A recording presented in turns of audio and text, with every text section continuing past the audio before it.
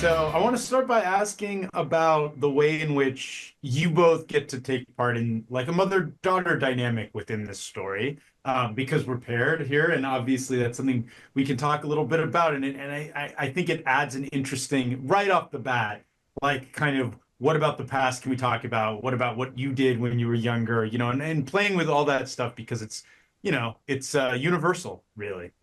I mean, yeah, Natalie was my age when she was in the Fast and the Furious movies, and it was a very funny connection because she also didn't have her license when she shot that.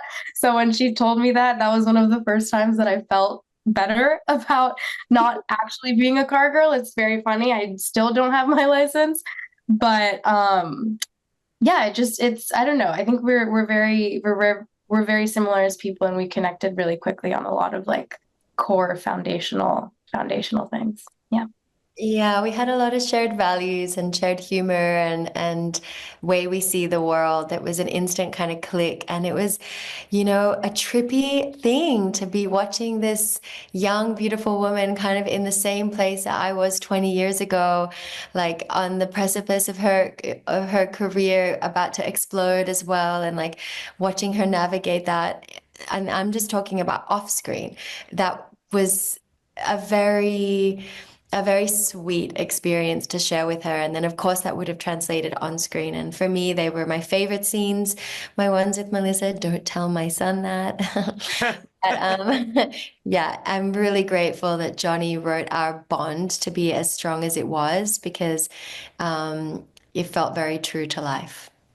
Yeah, I mean, you guys both brought it up, and I'm so curious to hear you talk more about it, Nathalie, because the Fast and the Furious thing jumps out immediately. It's like a return, kind of obviously you've talked about how there's a mirror kind of and a look back for you, but also, car culture, the spawning of cinematic car culture in movies goes way back, but just the way that it's taken over with that franchise, and you were there at the inception, and you're here in a show that brings a lot of those things to bear, but also with classic teen family drama, small town series. And like, I'm curious to hear your reflections on it, like where it's been, where it's going. And you're kind of in a, like, certainly a more grounded version of it here than where that franchise has gone.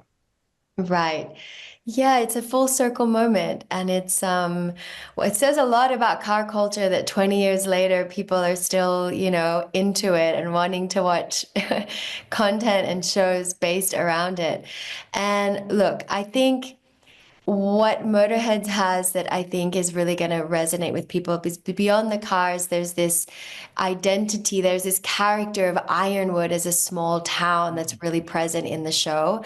And I think weaving that in with the cars is something that makes the show very unique. And there's this element of nostalgia just woven through everything. The cars are not modern, the town is not modern. And so I think in a real full circle moment, we're moving away from this, like, I don't know. I think we're bringing this car culture story back to its roots in a way. Where did this love of souping up cars start? In these small towns like Ironwood. And so in a way, I see it, even though it's 20 years after Fast and Furious, it's almost like an origin story or an origin point to the story. So that feels trippy. Yeah, I thought first more of things like American Graffiti almost when it started. And Melissa, I'm curious to hear you. I was like, when does this take place? Maybe it takes place like in some kind of always time. I don't know. Melissa, I wanted to hear you talk a little bit about that, like versus what teens go through today, the universal stuff, obviously, but also like how this show addresses some of it in an interesting, different sort of way. Yeah.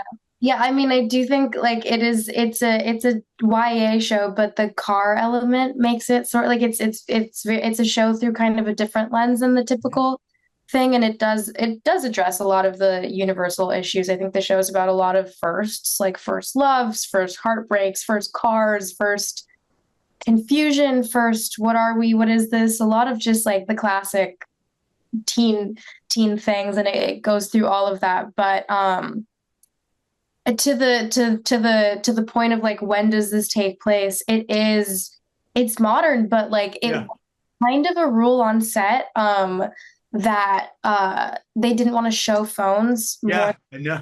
I noticed that immediately. Like Like, there's no way that many kids would never pick out a phone, right? modern phones. Like, I mean, I think Alicia in the pilot, or I think she drives up like in a Tesla. Like, there's a lot of modernity to it. Sure. Obviously, it's, the Tesla for that character makes sense and all these things. But they did want to bring a timelessness to it as much as possible. I think I use my phone like 5 times in the whole series, if even that. Like, I remember I didn't shoot with it a lot, and it was it was a point. Like, they made it a point to try and not make it too specific to a certain era. What are some other ways maybe that we don't pick up on, but that are discussed kind of in the general conceit of it that you could both share, like rules about how this world's depicted, and like because it's a small town and like there can be edginess around like what rural America is like versus urban. There's a New York to smaller town thing going on here, but you guys handle it in a very graceful way, I want to say. Rules do you like besides the phone thing? Well, just like the way that everybody approached sort of the series, that was like, yes, it's a small town, and like we want to approach it this way. We want to treat it with a sort of timelessness. Like, were there other things that you guys talked about in that regard? Maybe less rule and more just like vibe. I think it was a sort of a very specific like aesthetic that they were going for that feels very Friday Night Lights, OC, Dawson Creek, kind of those like early to mid 2000s shows. I think it was like that sort of feeling and warmth is more what they were going for. I think the phone thing was kind of the only like Yeah. cool, but everything else was sort of just like a vibe that they were going for. Yeah, the warmth is an interesting point. There are characters have a lot of dimension, and even the ones who aren't nice at first, kind of like we see other sides to them. Can you talk about maybe the evolution of some of the characters and like twists and like things that surprised you? Because I've heard other of your castmates talk about reading some of these scripts and be like, "Whoa, did not see that coming." Yeah. I think for Samantha, she comes off as just a mom and a nurse and this like benign, supportive figure until the very end when you realize that she's been hiding, some quite heavy secrets for 20 years. And I think that evolution was exciting for me and kind of what got me through the season, knowing that there was this darkness bubbling underneath without giving too much away. Melissa? I just think Johnny's writing. He like even I think every type of character on this show has like a lot of layers to them. Some are discovered later in the season, some of them at the beginning. You think they're one thing and then there's something else, but like it's all done in a very delicate way. I think that he really does love and care about every character, big and small, regardless of size. Like, everything is very deliberate, and I think it's just his writing. Yeah. Yeah, I like that you bring that up, but also that there is mystery right off the bat about what's going on with this family, what we don't know, and the things we don't find out till later.